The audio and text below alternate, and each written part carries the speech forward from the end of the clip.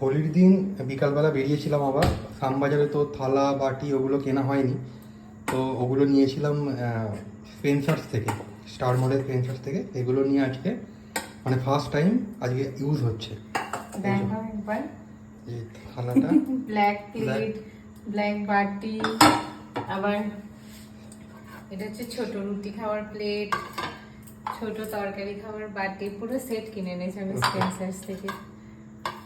আমার অনেক দিন ধরে ইচ্ছে ছিল আমি ব্ল্যাক প্লেটে খাবো, ওই জন্য। এই যে ওর মধ্যে কি হলো, বাটি করে সুন্দর করে ভাত নেওয়া হলো না? না, কম ভাত খাওয়া হয়ে যাচ্ছে আমার বাটি করে ভাত নিতে গিয়ে। এর মধ্যে ভাত, আর কি সুন্দর লাগছে দেখো ব্ল্যাক প্লেটের উপর, মানে মানুষের খেতেও ভালো লাগবে। ভালো লাগছে না দেখতে? হ্যাঁ হ্যাঁ। এই যে ওর বাটিতে মাছ নেওয়া হলো, তার সাথে ঝোল নেব। ঝোল নেবে। ঝোল তো আমার সব স্টিলের,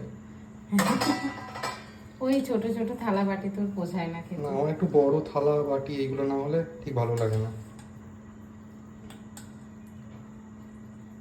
উফ, দেখতেও কি ভালো লাগছে। এই দেখো, এটাই নিয়েছি ভাত, শাকের তরকারি, বড়টাই নিয়েছি মাছের ঝোল, আর ছোটটা হচ্ছে মাছের টক।